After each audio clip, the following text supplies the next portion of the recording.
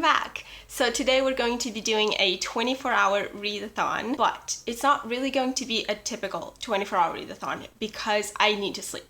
I can't function without sleep, it doesn't work. So what I'm going to do is I'm going to start a timer and I'm going to stop it once I go to sleep. And then I'm going to start it back up again once I wake up, and I'll do 24 hours like that. So then let me tell you what my reading plans are. I have two priorities. These books right here, Six Crimson Cranes and Thunderhead. This one is a YA fantasy novel and I have only 60 pages left of this.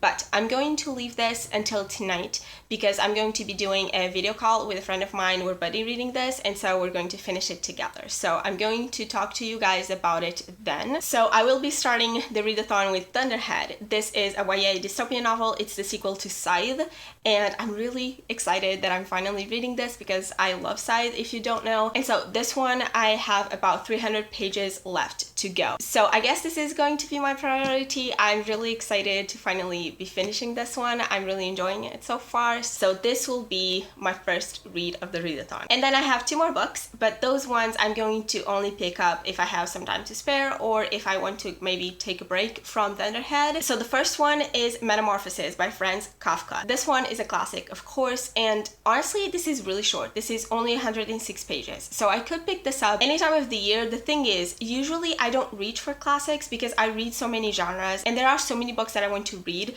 that even though there are like some classics that I really want to get to, I kind of forget they exist usually, so I don't usually pick them up. But I figured since I have it here and it's so short, it's the perfect read to just read in one sitting, which seems fitting because it's such a short book. So this is what I'm going to be picking up after I finish my first two books, hopefully. I'm saying hopefully because I'm a slow reader and I feel like there are people who would do this really easily, but I can't because I read so slowly. But the other book is The Butterfly Project by Emma Scott. This one is an adult romance and I really want to read it, but this is about 260 pages, so I'm not going to be able to finish it, and I don't want to be honest, because I love Emma Scott's writing style, and so I want to be able to really process it and digest it and take my time with it and just savor the experience. So I'm not going to be finishing it up today, but hopefully I can read a good chunk of it. So anyway, those are my plans. Now I'm going to make some coffee. I'm going to take you with me and we're going to start the timer and we're going to get to reading.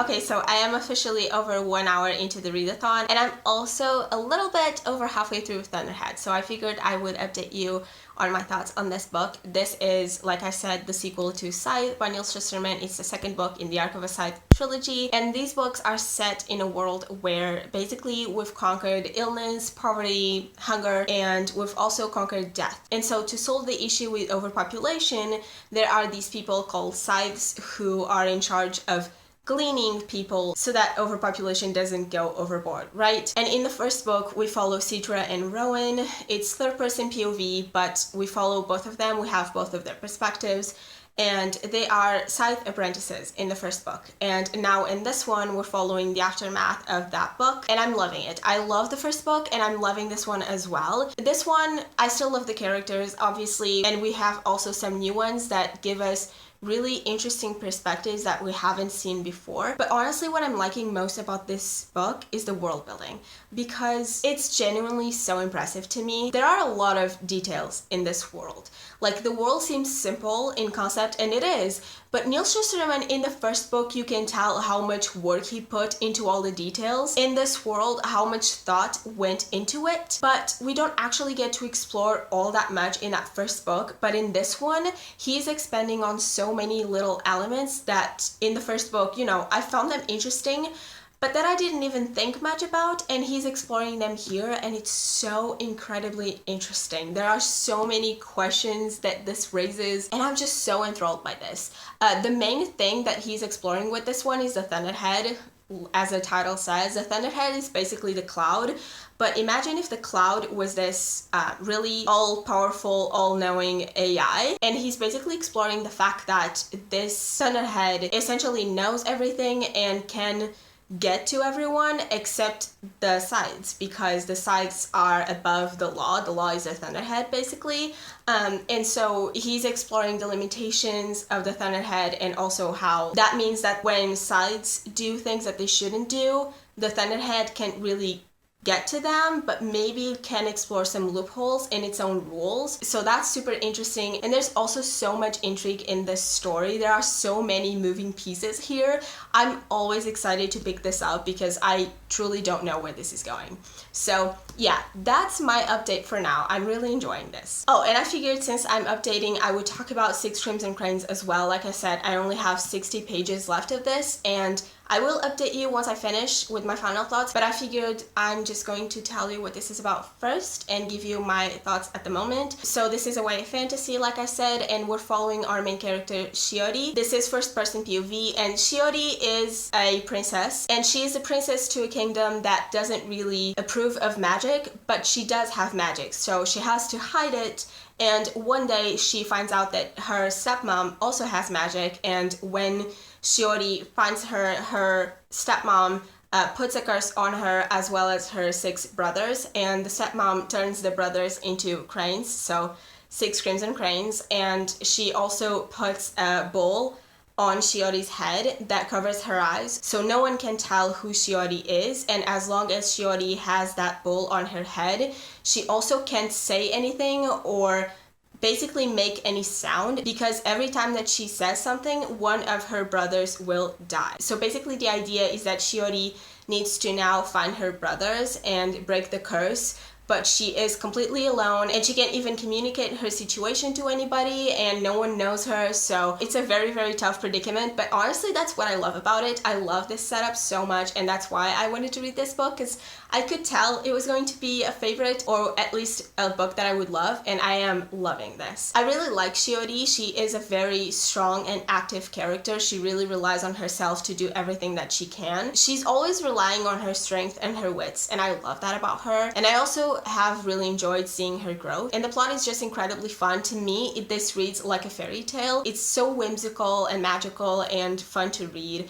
and I love the setting as well, because the world is East Asian inspired, and so every time the author describes this environment, I just picture the most beautiful places. I'm really, really in love with this world, and I love all the tales that they tell. Like, there are songs original to this world, fairy tales original to this world. It's just so fun and magical, and I just love the characters in general. I would say that the characters are the worst part of this book, because we spend a lot of time in 𝐜𝐸𝐬𝐬𝐬's head, and this is from her perspective, but we don't get as much from the other characters. The side characters don't have that much page time. Like, you have a lot of important characters, but they're still side characters, you know what I mean? But even then, 𝐜𝐸𝐬𝐬𝐬 isn't even my favorite. Like, she is a really good protagonist, and I really like her, but I love her fiance. So in the beginning of the story, the first chapter that you see is 𝐜𝐸𝐬𝐬𝐬 running away from her wedding because she doesn't want this arranged marriage, because she doesn't want to go live far away from home.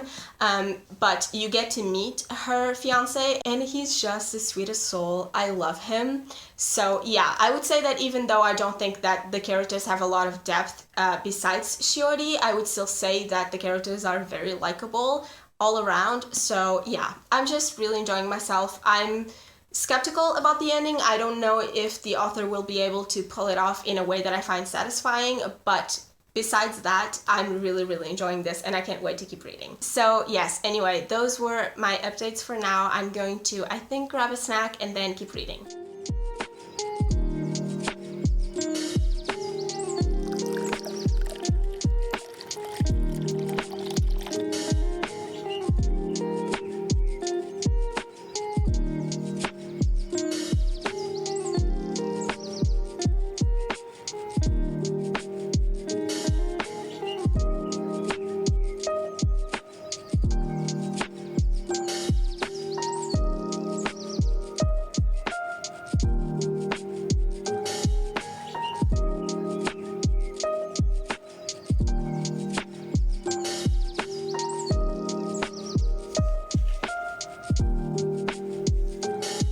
Okay, so I've just reached part 5 of Thunderhead, which means that I have about 200 pages to go, but it's already 7 p.m, so I am going to stop to have some dinner, but I figured I would do a quick update. The author just did something that I'm not sure about, because it deals with a trope that I don't like, and I would say what it is, but I feel like if I do, people who have already read 𝐜𝐸𝐧𝐭𝐚 would be able to know what I mean, so I'm not going to say what it is, but it's the second time he does this in this story, and the first time he did it, I was like, I don't know if I like this, but I didn't hate it, and I just thought to myself, it's okay to do this with this character, I just hope he doesn't do it with another character, and he just did, and I'm not sure I'm okay with it, but at the same time, it showcases an aspect of this world that we hadn't seen before. We didn't know that this was possible, so this was pretty cool to see, and it was actually really messed up. This world,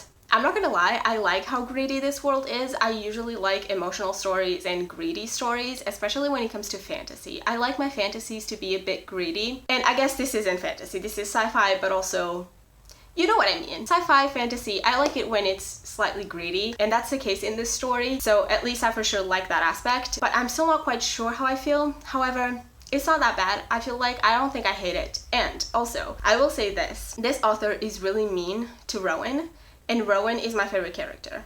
He was already my favorite character back in 𝐜𝐸𝐧𝐭, and he's still my favorite character here. I really like his character arc, and I don't know if this is bad to say, I don't know if this is the Robin Hobb fan in me, but I like how mean he is to Rowan. Because, I don't know, I just think it's really cool to see your characters suffer and go through really tough times, but still be able to keep going. And I don't know, I think that makes for a more interesting character, a more interesting character arc. So even though he's being really mean to Rowan, I'm really enjoying his character arc. I'm really enjoying his side of the story.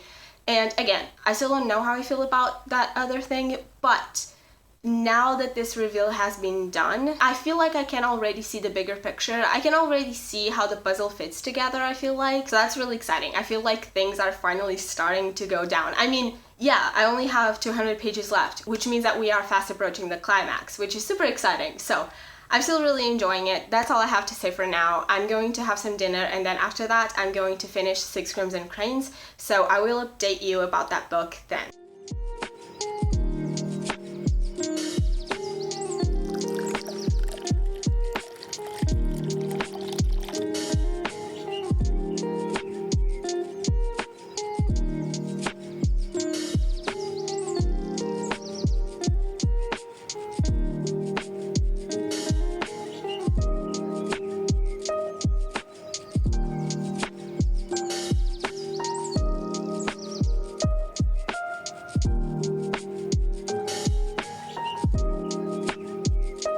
Okay, so I finished my first book of the readathon, and I've actually finished this last night, but I ended up chatting with my friend until 2 a.m.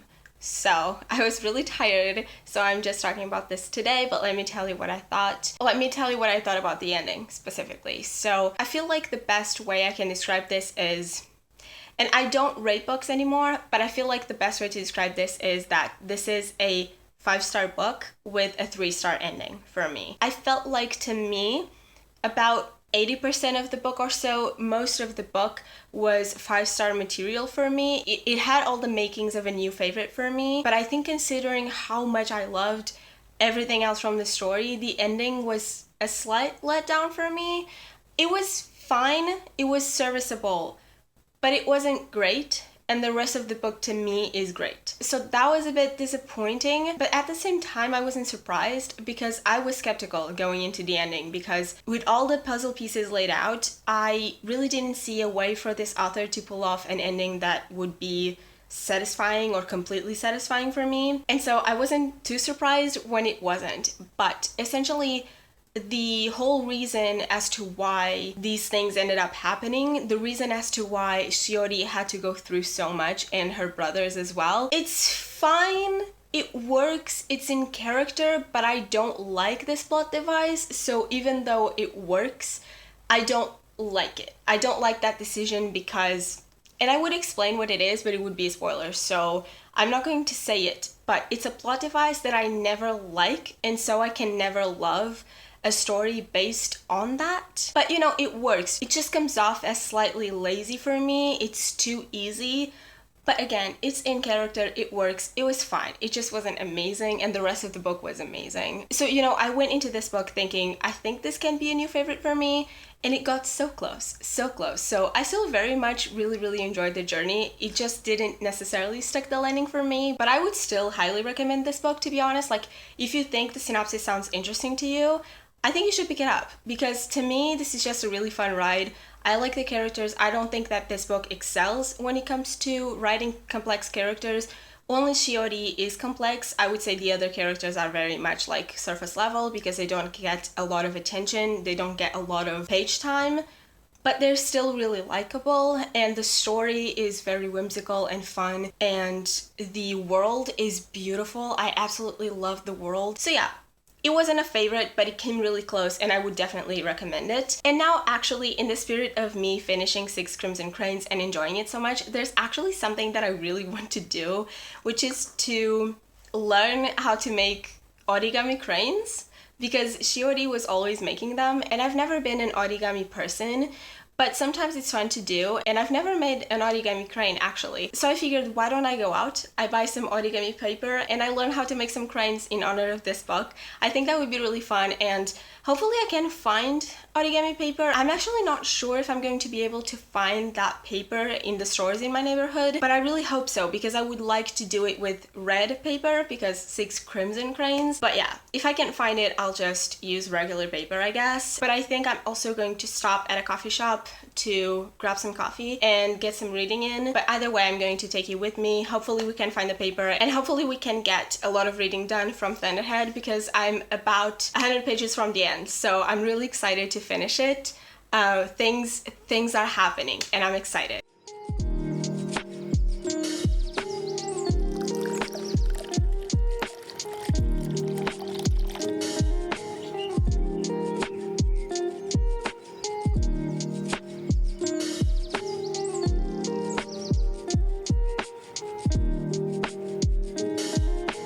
Okay, so it's been a few hours. I'm back home, and the origami paper thing was a bust. My paper cranes will have to be white, which is totally fine. I'll do them later. But now I want to update you because I finished Thunderhead, and I wanted to give you my thoughts. Even though, you know, take recency bias into account, and my thoughts are a bit scattered, but I still wanted to update you because I love the book so much. For you to have an idea, I read 𝐜𝐸, the first book, when I was 17. So I kind of feel a bit nostalgic reading this series just because the characters are so near and dear to my heart, because I love them so much when I read 𝐜𝐸. But honestly, I think that's part of the reason why, even though I bought Thunderhead right when it came out, I didn't read it because I was scared of what could potentially happen in these characters' arcs. But I'm happy to say that I really liked it. So remember how I said that Neil Shusterman used a trope that I don't like, but I was kind of holding out judgment because I think most tropes can be done well, right? And so I did think he pulled it off. I liked the way he did this because there were heavy consequences to the characters and the world because of this decision. So that was really cool to see. It was chaos. And speaking of consequences, you know how I said that Neil Shusterman was being really mean to Rowan, and I also said that I still really liked it because I like when my characters are able to overcome adversity, right? But also, another thing that I really liked about it was that every single bad thing that happened to Rowan was a direct consequence of his decisions, of his actions. And also, not only did his actions have consequences for him, they also had consequences for the rest of the characters and the world. And similarly, the decisions of the other characters affected him. And I love that because I love it when the stories that I read have actual stakes and consequences. So that was great. And like I said, we had a bunch of POVs, which was also fun because even though Citra and Rowan are still the main characters, this is third person, and so we got to see a bunch of different perspectives, and they all were very relevant to the plot. And sometimes the author would even dedicate like a section of a chapter to a random person on the street because he felt that what was happening to that person in that particular moment was relevant to the rest of the plot, which was honestly so interesting. And one thing that I really like about Neil Shusterman's writing is that everything that he tells you is relevant. he isn't going to spend a bunch of pages describing things that will have no consequence on the plot just because he wants to talk about these things. No, every little nugget of information that you get is relevant to the overall plot. And that actually leads me to my next point, which is the world building. I did say before that I was enjoying the world building in here a lot, and I do think that this was the best aspect of the book. The world just expanded so much, and it was so well done, because world building is not my favorite thing. It really isn't. But I still can love it if it's well done. And here what the author did was basically, he would give you a nugget of information about the world, and it would be basically relevant right away, and it would help progress the plot and the character arcs. And so it never felt info dumpy, and it felt like the story was constantly moving at a good pace. So the pacing was good, the plotting was good, everything just fit so seamlessly and so organically. Everything that the characters did ended up being relevant to the plot, and it all tied together so well. And honestly, I'm so sad that I don't have the next book, because it's the last book and stuff happened, and I can't wait. I can't wait to read the ending of this series, and I feel like even if the book sucks, at this point this series is still worth it, because he raised so many interesting questions and discussions with the things that he did in this book, and even in 𝐜𝐸𝐧𝐭 as well, but so many interesting things happened in this one. I honestly can tell you which one I prefer, if 𝐜𝐸𝐧𝐭 or Thunderhead, and that should tell you something, because I love 𝐜𝐸𝐧𝐭. It's one of my favorite books. And while I don't really have any complaints with 𝐜𝐸𝐧𝐭, and in this one, I still don't love the use of that trope. I don't know, I just really love the reading experience. So yeah, I'm super happy about this. That's all I have to say. And now I have about 2 hours and a half left on the readathon. So I think I'm going to take a break. I'm going to play a bit on my Switch. And then after that, I'm going to start Metamorphosis and hopefully finish it, and then start the Butterfly project.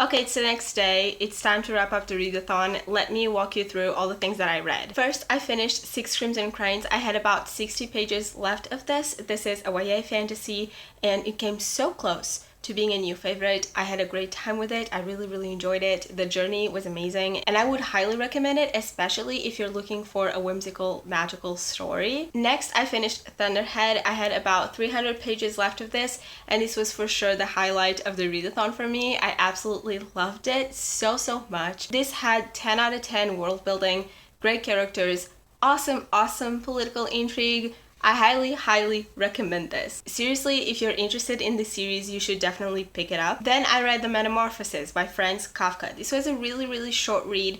It was so sad too. I was so sad by this story. Like, I just knew that this was about a guy who one day woke up as a bug, but I really didn't know anything about the development of the story or what it was about, the themes, any of that. And it was so sad, but I would say that this is a book that I wish I could study, you know, that I wish I could read like with the teacher, you know, so that I could grasp more, because I don't think that I grasped all that much from this story, because this seems like a fairly simple story on the surface, but it's about reading between the lines, you know, and I got something out of it, but I don't think that I got all that I could. So honestly, I just need to research about it, to be honest, but I'm really glad that I finally read this. And then finally, I read the first chapter of the Butterfly Project, and I started the second one. And I'm already really enjoying this. I just love Emma Scott's writing style, but also the only books by Emma Scott that I've read are Full Tilt and All In, and those two books are part of the same duet. So they follow the same characters, and so it's really nice to see Emma Scott's writing style, but with a different voice, because we're following different characters here. Actually, these first 2 chapters are from Zelda's perspective only, and Zelda is a character in the Full Tilt duet, although you don't have to read those two to read this one. But you know, I already kind of knew her, but obviously this is her story. We're going to go in depth with her backstory, and that's basically what happened in the first chapter. Emma Scott was kind of walking us through Zelda's situation right now and a bit of her backstory, and I'm already feeling for her so much. It's already so sad. Emma Scott really hits you in the feels with her books, but I'm excited for that. I already liked Zelda, so hopefully I will continue to, and I like the writing, so I'm excited to keep reading. And yeah, that was it. I think I read almost 500 pages, which is amazing for me, considering that I'm a slow reader and also I didn't just read, so that was awesome. I had such a great time doing this, but to be honest, I'm glad it's over because I really tested my attention span throughout this day. I really did, but I still had a great time, and it felt so good because I was reading so many books that I was absolutely loving, and that's one of the best feelings. So yeah, I had a great time. I hope you enjoyed the video too, and please let me know in the comments what you think of these books, if you've read them, and if you haven't, just let me know what you're reading. So yeah, that was it for me. Thank you so much for watching. I will see you in my next one. Bye!